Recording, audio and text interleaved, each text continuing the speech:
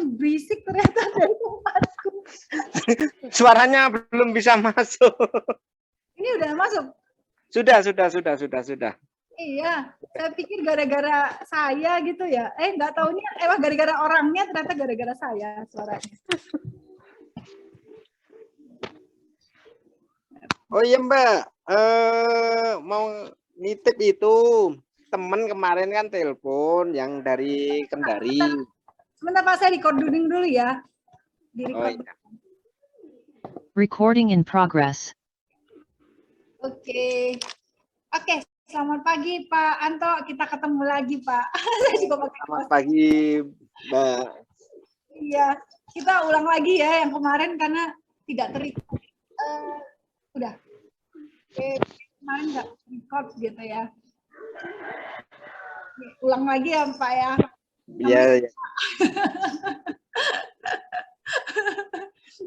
Namanya Pak Anto kan ya? Sebenarnya namanya Iya. Arfianto ya Pak? Iya, Aris Arfianto. Aris Arfianto. Waktu kenal Bapak di mana ya? Dan Di kapan?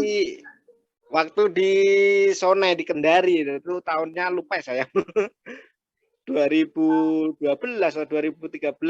Ya, Bapak ke sana itu seingat saya 2012 sih. Iya, 2012-13 itu. Ya, berarti sekitar itu ya Pak ya? Iya. Terus menurut Pak Anto itu Pak Kusno gimana waktu pas selama ada? Keseharian Bapak waktu pada saat di Kendari itu, di Unaha itu seperti apa ya Pak? Maksudnya? Suaranya agak putus-putus. Oh. Hari-hariannya Bapak, Pak Kusno di sana itu seperti apa gitu Pak? Ya gimana? Ya beliau orangnya satu ramah, kedua sangat menghormati sesama, baik entah itu apa siapa, pokoknya ya pasti bener-bener ngajeni nah wong Jawa bilang. Okay. Dia bilang ngajeni. Pokoknya kalau tiap pembuka percakapan selalu pakai bahasa Jawa Kromo. Kalau Jawa halus di Jawa ya Pak ya? Iya, Jawa halus, Kromo Inggisan. Iya. Ada nggak sih Pak Anto lihat Pak Kusno itu sebagai orang yang sombong gitu? Saya belum pernah lihat. Belum pernah. Jauh dari sombong ya Pak ya? Iya. Saya nggak pernah, sedikit pun nggak pernah lihat. Selain dia mamerin ini atau nggak pernah. Sesama aja dia bener-bener ngajeni, bener-bener mati. Oke. Berarti di sana itu Pak Anto itu sebagai apanya Bapak di situ? Sebenarnya saya cuma sekedar kenal ya, bisa dikatakan waktu itu gimana ya? Saya kan cuma ngurusi di bagian penerangan gensetnya. Oh, listrikannya di sana. Terus Pak Kusno waktu itu ngurusi penghijauan sama operasional kendaraan. Semua di bawah, pokoknya tanggung jawab kendaraan. Pernah nyetir ya Pak ya? Ya? Pernah nyetir ya di situ ya? Siapa? Pak Kusno? Pak, belum pernah saya lihat. Dia cerita pernah bawa. Oh, mobil pinjem, iya. Bener ya? Itu sama security waktu itu. Ceritanya kan memang semua kendaraan operasional, semua alat berat itu kan di bawah tanggung jawab beliau Pak Kusno. Jadi apapun siapapun yang mau pakai kan harus seizin beliau. Nah, waktu itu kan tengah malam, jam 10-an kalau nggak salah. Lah kebetulan PLN kan mati. Lah pas PLN mati, saya kan pakai genset untuk penerangan. Nah, ternyata solar saya itu udah nipis. Nah, akhirnya saya bawa security. Ayo ambil solar dulu. Pakai apa Pak? Pakai Hilux. Nggak izin Pak Kusno dulu. Ntar aja, ini darurat, ntar kalau keburu mati gensetnya malah repot, nanti gelap semua. Udah nanti selesai baru ngomong. Ya udah, nggak apa-apa, pokoknya saya tanggung jawab lah aku gitu. Nah, habis itu ke smelter ambil selesai nuang, selesai semua, baru saya ngomong, saya ketok kan pintunya, Ya, beliau keluar. Ada apa Mas? Kan itu. Ini Pak maaf mau ngerepotin, saya mau pakai Hilux-nya sebentar buat ngambil solar. Ini pakai isi genset kan. Ya nggak apa-apa, pakai aja. Wong udah selesai kamu pakai kan. aku Jadi udah ketahuan ya Pak ya. Kok tahu? Nah, waktu itu Pak Kusno sambil ketawa kan, sambil senyum-senyum ketawa gitu. Terus, loh kok Bapak udah bisa tahu? Ya pokoknya saya tahu, enggak apa-apa. Maaf Pak, yang tadi masalahnya darurat, saya buru-buru. Jadi ya enggak apa-apa, yang penting jadi izinnya belakangan, enggak apa-apa. Dia minta maaf Pak, saya permisi. Ya saking malunya kan saya langsung buru-buru. Tapi Bapak bukan orang yang pendendam kan? Enggak. Wong dia masih baik, masih istilahnya wong dia tahu gitu, istilahnya bisa dikatakan dibohongi ya. Dia masih bisa senyum, masih bisa ketawa. Jadi kayaknya bener-bener maafin gitu loh. Padahal kalau dihitung ya salah ya, saya pakai dulu baru izin. Itu waktu mah kejadiannya ya malam itu antara jam 9 jam 10. Ya kan beliau kan juga katanya belum istirahat juga, masih begitu saya ketok ya langsung keluar. Tapi saya juga heran, kadang apakah beliau itu nggak pernah tidur apa emang gimana? Kadang tengah malam dia duduk sendiri di gazebo. Begitu subuh, saya lihat itu udah ada di gazebo. Ya, pokoknya waktu itu ya seringnya di gazebo. Halo Pak, nggak kedengeran suaranya? Ya pokoknya saya sering lihat, pokoknya kalau malam atau subuh pagi itu pasti udah ada di gazebo. Nanti Meditasi, jam Pak, biasanya. Ya, setengah 7 udah ada di kantor. Iya, Bapak itu emang orangnya disiplin sih, disiplin banget. Makanya beliau itu paling sebel kalau cucu-cucunya ini kagak disiplin tuh beliau paling marah. Betul. Sangat disiplin sekali gitu. Ya beliau pernah cerita bahwa ada yang pernah masuk kamarnya ya waktu beliau nggak ada ya. Iya, itu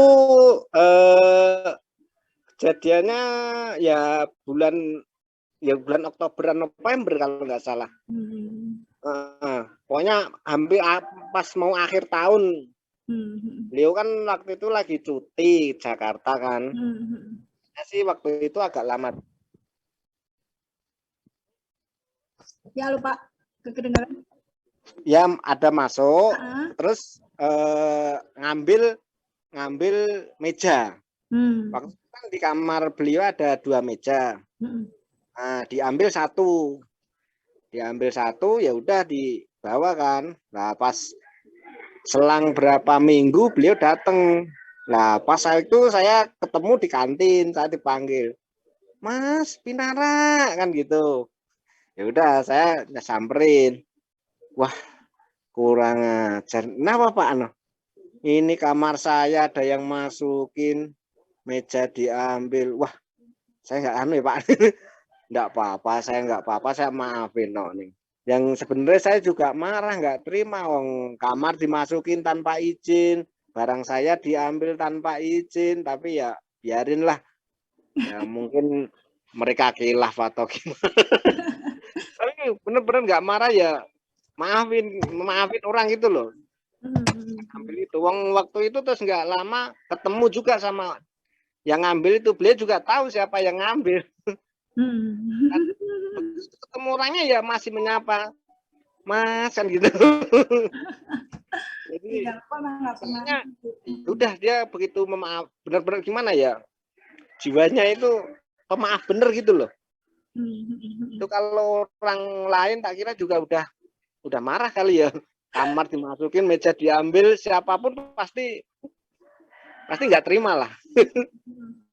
Begitu nggak minta maaf, nggak minta izin lagi ya. Iya, nggak ada istilah minta izin, nggak ada. Ya paling nggak begitu beliau datang harusnya kan nyamperin, ngomong atau gimana, kayak kejadian saya pakai dulu baru izin. Orangnya sudah diem-diem aja, ya nggak istilahnya nggak marah, nggak ini. Tapi Bapak kan suka koleksi benda-benda antik gitu ya, kayak keris, kayak batu, itu Bapak paling suka koleksi. Pak Anto pernah lihat ya? Iya, pernah sekali keris sama tombak.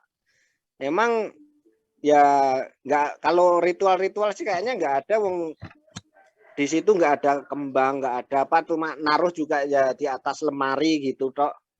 Nggak ada istilahnya di naruh, diistimewain kayak kalau kayak dukun-dukun gitu kan ada kemenyannya, ada kembangnya, terus naruhnya juga berdiri apa kan.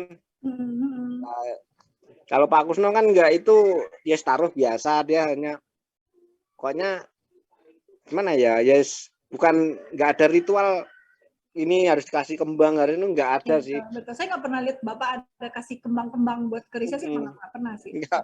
Wong naruh juga cuma digeletakin di atas lemari, kadang di atas meja. Iya. Karena dia gitu, cuma nganggep itu sebagai benda seni doang gitu. Iya, waktu sih. Itu juga saya tanya juga, kalau nggak salah itu masalah keris yang bisa berdiri kan. Iya. Nah, sebenarnya itu kalau orang anu bisa, bukan masalah magic, kalau bukan masalah mistis itu bukan, karena ya berhenti mancing, berhenti berburu ya setelahnya ya waktu itu sore sekitar jam 4, jam setengah 5-an lah. Saya kan mau berangkat mancing, udah bawa pancingan kan. Beliau pulang dari kantor, ketemu di samping kantin kan. Nggak pundi Mas kan gitu. Saya bilang, beliau negur duluan. Saya bilang mau mancing Pak, kan gitu. Mancing, emang nggak kasihan nyiksa binatang? Nyiksa gimana Pak?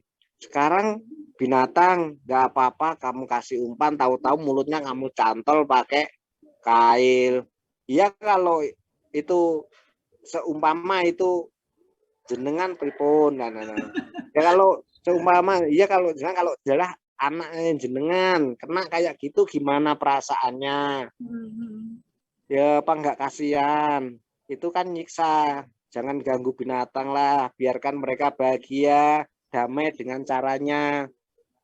Tapi buat hiburan nih Pak, kan ya jenuh Pak, di rumah nggak ada ini keluarga. Ya hiburan, tapi ya jangan, kalau bisa jangan menyiksa binatang. Ya Pak, ya kan gitu. Tapi saya nggak ngarang ini, silahkan. Nanti saya dikira mau ngelarang orang seneng, dikira saya mau ngelarang anu yang monggo ajeng lanjut ke monggo, kalau nggih mboten larang, monggo cuma pesen kula nggih niku ya tolong jangan siksa binatang. Saya mikir ya, terus saya pikir-pikir ya benar juga ya. Seandainya anak saya kepancing, saya juga nggak terima. Ya itu akhirnya selesai hari itu, saya pancing itu nggak sehari itu nggak dapet itu, selama 3 jam mancing sampai jam 6 ya. 2 jaman nggak dapet. Terus saya kasih ke temen, waktu itu beli pancing baru saya beli. Terus saya kasih ke temen, dah saya berhenti mancing. Kenapa nggak apa-apa. Ya sampai sekarang alhamdulillah udah nggak berani saya. Kalau mau anu ya masih inget ya kata-kata beliau, nyiksa binatang biarin dia bahagia dengan caranya, biarkan dia damai, itu loh. Iya. Saya pikir-pikir orang Jawa ngarani tepos liro ya. Kalau nggak mau disakiti ya jangan nyakiti kayak gitu. Iya. Tapi ya saya sekarang nggak berani. Kalau yang Bapak bilang, Pak Anto kan cerita kalau Pak Kusno itu termasuk orang yang luar biasa buat Bapak gitu ya. Iya. Apa ada hal atau ada pengalaman yang menurut Bapak seperti itu gitu?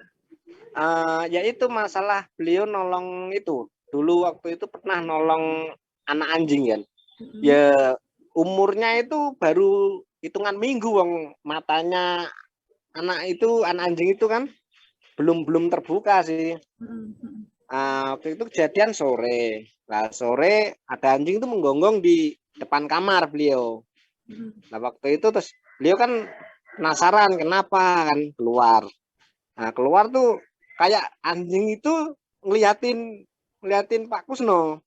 Pak Kusno kayak tahu gitu. Ini kayaknya mau minta pertolongan. Nah, habis itu keluar dari pintu kan. Waktu itu cuma ditengok di pintu. Nah, terus keluar dari pintu, anjingnya pergi. Nah, pergi diikuti. Ya sebenarnya agak lumayan ya, sekitar 20-an meter kalau nggak jaraknya. Lebih kali. Nah, ternyata di situ itu ada 5 anak anjing, tapi yang satu kecemplung di got. Nah, sebenarnya gotnya itu nggak dalam, cuma 20 cm. Cuma sempit gitu. Nah, terus akhirnya Bapak, oh alah ini tuh, kamu minta tolong. Ya ini nyun sewu nggih. Pak Kusno waktu itu kan nggih nyun sewu, maaf nggih. Jalan aja kan jalan kan susah ya. Iya, betul, betul. Berhenti jongkok aja kan waktu itu ya saya lihat juga kasihan waktu jongkok kami. Tapi ya beliau angkat, dia keluarin, ya udah, memang nggak dalam, cuma 20 cm sih. Gotnya cuma got depan kamar buat buangan air gitu toh. Ya udah habis itu das ditinggal. Terus kalau nggak salah itu anak anjing itu dulu itu terus waktu gede itu ada satu yang kesayangannya Pak Regen. Nah, anak anjing itu dikasih nama IR apa-apa gitu loh. Itu dulu ada 5, tapi waktu itu terus agak gede-gede habis sama waktu itu orang asing yang itu kan dipotong. Kalau babe nggak ada, Iya, saya pernah dengar tuh katanya dipotongin kan, marah banget. Tapi kalau ada Pak Kusno, nggak berani. Begitu dia mau mendekati itu diangkatin tongkatnya ini, lari semua. Bener. Jadi tuh kalau orang kan mungkin tongkat sakti. Jadi orang Cina asing itu kan betul. mau mendekati anak anjing mungkin ya mau ngambil atau apa gimana, waktu itu masih kecil. Begitu mau mendekati aja, begitu tongkatnya takut dia tahu diangkat, kabur semua. Lo cerita sih katanya suka makan anak anjing, rese banget. Aku kan bilang, itu orang kurang ngajar semua, anak anjing masih kecil-kecil mau main potong aja.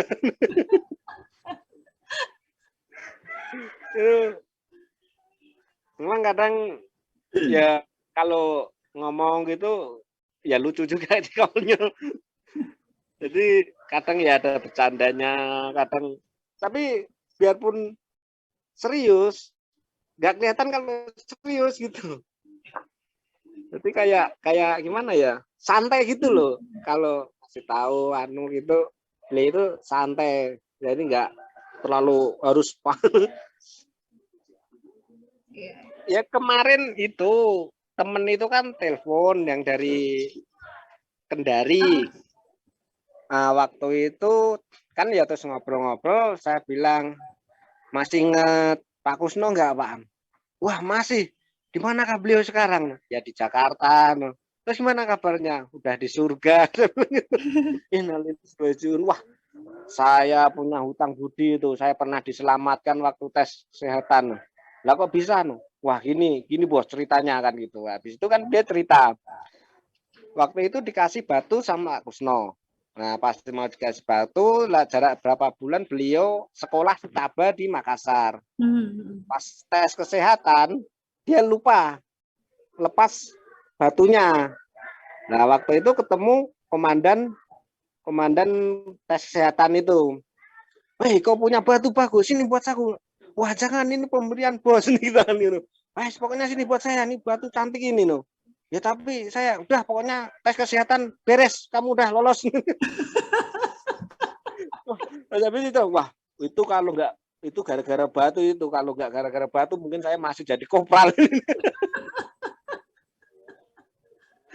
Wah saya bener-bener utang budi sama beliau itu. Tapi batunya bagus ya Pak? Pas ya Pak? Batunya bagus, masih di ini. Ya waktu itu dibawa yang waktu tes kesehatan komandan Ya, di komandan itu. nih ya. Kalau batu yang kemarin dikirim cocok, Pak? Oh, cocok. Pas banget. ya? Pas Iya. banget ya? Wah, bagus lah. Berarti bener emang pilihan beliau. Tapi Pak kalau mandi saya lepas. Oh iya, iya. Nah, jatuh. Ya. Mau lupa Pak. Oke. Ada lagi nggak Pak yang mau disampaikan? Apa ya? Oh, ya ada sebenarnya. Tapi ini cuma cerita sih. Jadi saya nggak lihat sendiri gitu loh. Jadi waktu itu teman satu kamar itu cerita 2 orang. 2 orang waktu itu di smelter. Nah, pas di smelter itu apa ya? Mereka itu lihat Pak Kusno lagi berdiri mau melangkah gitu jatuh. Lah begitu di beliau jatuh, langsung hujan angin deras, Bu. Jadi sampai mereka pada heran, kok bisa begitu jatuh langsung hujan deras. Kayaknya alam aja nggak terima kalau beliau sakit. Kalau itu saya sebenarnya maaf nggak lihat langsung, cuma cerita dari 2 orang teman gitu kan, posisi dia di atas di smelter. Oh iya. Kalau saya kadang ya di atas, kadang di bawah, nggak ini. Nah, itu nggak nemui pas nggak lihat langsung. Kalau itu cuma teman yang cerita. Tapi yang cerita itu 2 orang sih, masa 2 orang bisa kompak. Hujan ya, nggak terima gitu ya. Jadi kayak beliau sakit tuh alam aja nggak terima. Apalagi kalau dia disakiti seperti sekarang, nggak tahu deh. Ini orang-orang yang ninggalin ya hati-hati aja. Iya. Orang-orang yang ninggalin beliau ya nggak tahu lah. Nanti kita lihat saja. Iya. Ngomong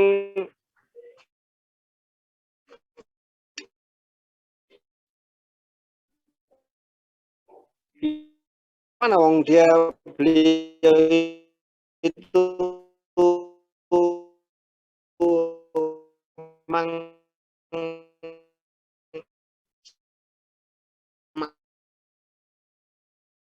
alam sama mah itu bener-bener mati, siapa dia apapun dia. Terserang dikremasi gitu, sampai semuanya saya lihat semua. Nah, karena itu belum COVID, saya tanya, itu yang datang banyak gak? Kan saya tanya, itu meninggal yang kapan? Kalau di kami kan ada meninggal kehidupan lalu, ada sekarang. Meninggal yang kapan? Nah, terus beliau bilang, nggak tahu ya, itu nggak mau jawab gitu. Ya udah kalau gitu pertanyaan saya gini deh, saya bilang ke Babe, Beh, meninggalnya itu waktu pas itu banyak orang nggak? Enggak, sedikit. Oh, bukan sekarang kali meninggalnya, katanya. Saya bilang gitu. Orangnya sedikit kan? Iya sedikit. Yang datang sedikit, sedikit. Kok aneh ya? Kalau meninggalnya sekarang kan harusnya ketahuan gitu. Terus habis itu beliau cerita, nuansanya itu putih, serba putih. Dan memang ternyata setelah kita cek, memang pada saat itu baru sadar sekarang, itu memang semua serba putih. Iya. Semua iya. Pas beliau cerita, saya pikir, kan saya tanya gini, terus siapa lagi yang datang? Waktu pas kremasi enggak? Iya, saya kremasi. Banyak yang datang? Enggak, sedikit yang datang. Tapi acaranya itu lumayan gitu. Terus yang hadir siapa saja? Yang pasti kamu harus tahu, yang hadir pada saat saya meninggal itu ada musuh saya. Musuh saya cari jalan untuk balas dendam sama saya. Saya benar-benar berpikir mungkin kehidupan yang lalu gitu. Jadi saya menanggapi. Karena saya tanya lagi, siapa lagi yang datang? Ada orang dekat saya datang juga. Oh, orang dekat. Iya, orang dekat saya itu deketin saya, mandiin saya gitu. Oh, orang dekatnya siapa? Nggak tahu lah, katanya gitu. Pokoknya orang itu mandiin saya berterima kasih sekali sama dia, katanya. Tapi saya nggak ingat sama sekali, nggak sadar. Saya sadarnya pada saat saya komunikasi dengan Bante Wimala, saya bilang, saya cerita, ada kita kenal Pak Kusno dia kan, terus begini-begini Bante bilang, itu salah satu yang datang itu ada yang pernah dimarahin sama beliau. Oh, dimarahin? Iya, dimarahin sama beliau. Jadi ya boleh bilang musuh dalam selimut, kenapa kamu undang? Lah, bukan saya yang ngundang, itu ada yang ngutus supaya datang. Terus, pada saat itu saya kaget, saya langsung bilang, astaga Bante, kenapa? Berarti Bapak itu sudah tahu meninggalnya dia. Langsung saya buka album, minta anak-anak buka album ya. Pada saat meninggalnya, apakah benar suasananya serba putih? Bener. Itu gimana nggak shock? Berarti kan beliau udah tahu. Beliau sudah tahu. Dan yang dia bilang, saya berterima kasih kepada orang dekat saya, sudah membersihkan saya, sudah mandiin saya. Saya baru sadar itu saya, gitu. Jadi dia nggak mau bilang. Saya tanya, saya ada nggak? Beliau tidak menjawab, cuma bilang, yang datang itu sedikit. Jadi kan kayak ngarahin saya bahwa itu kehidupan lalu. Yang datang itu sedikit, nggak banyak. Nggak banyak, dikit yang datang. Beliau pas bulan April 2021, kan 4 April itu ulang tahun KTP-nya. Pada saat foto, ya di foto bapaknya anak-anak, beliau tiba-tiba bilang sama saya, beliau terdiam lama. Saat itu terdiam lama. Habis itu ngomong gini, Non, foto ini bagus ya. Nanti kalau taruh di rumah duka bagus juga ini. Foto yang ini ya. Jadi memang udah pilih. Terus saya nggak mau dengar. Jadi saya bilang ke papanya anak-anak, ini ya, foto ini ya, jangan lupa ya, yang ini loh ya. Jadi memang udah tahu, udah lihat. Karena memang udah bilang sama saya lihat foto saya di rumah duka, saya lihat kondisi saya saat di rumah duka, saya meninggal gimana? Saya tanya, meninggalnya di rumah apa di rumah sakit? Saya meninggal di rumah, dibawa ke rumah sakit.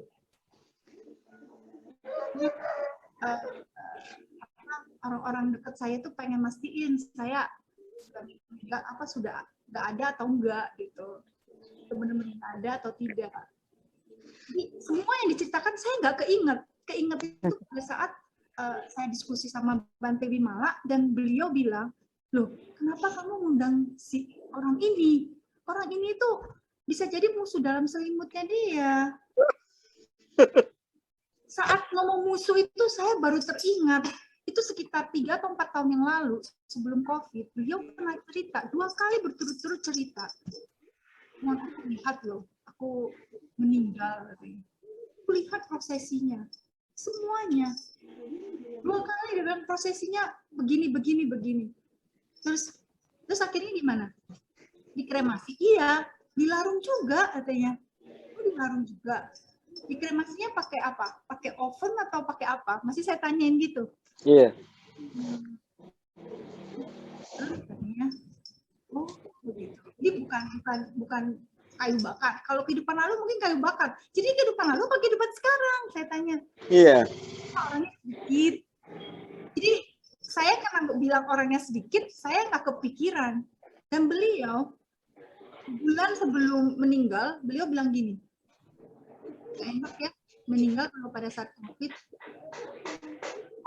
merepotin orang. Emang siapa yang mau meninggal saat COVID? Enggak, cuma ngomong doang. Enak ya meninggal kalau pada saat COVID.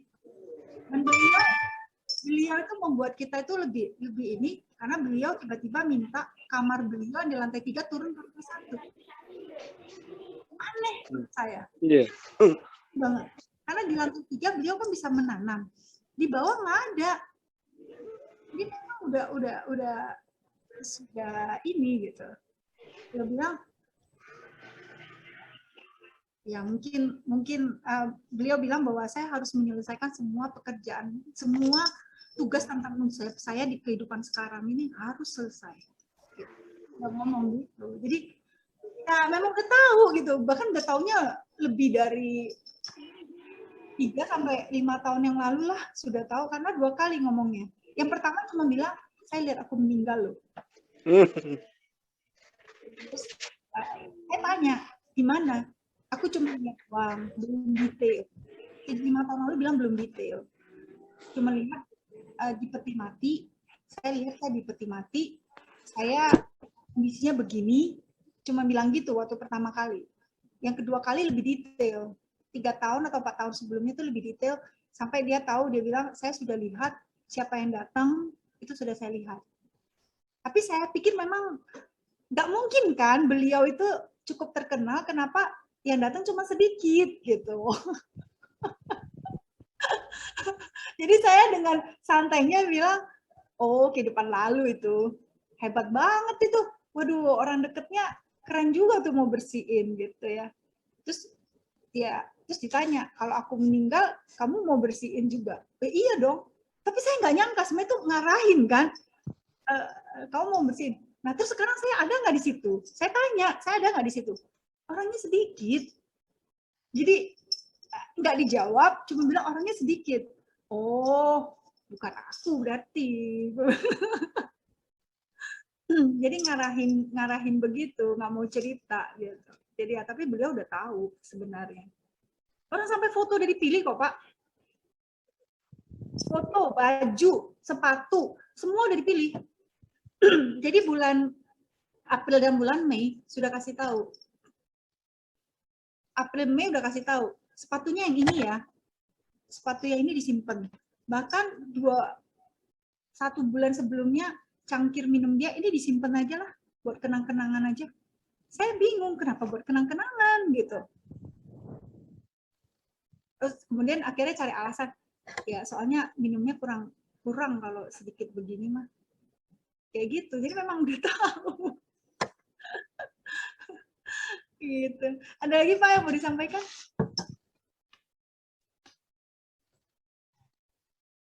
Ya, nggak kedengeran Pak, maaf, nggak kedengeran Pak. Oh ya, kadang masih lupa, tahu-tahu inget, kayaknya nggak ada. Ya udah, nggak apa-apa Pak. Makasih banyak ya Pak ya. Ya, Kalau mungkin kita bisa ketemu tanggal 6 November, kita akan adain acara Zoom untuk Bapak. Ya. Kami belum pastiin, mungkin jam 7 apa jam 8 malam. Iya. 6 November hari Sabtu. Oh siap. Ya, nanti saya kabarin lagi Oh, deh. siap. Kita Ya. cari yang pas supaya enak buat semuanya. Ya, ya. Ya. Makasih ya Pak Madrun. Selamat siang. Selamat siang.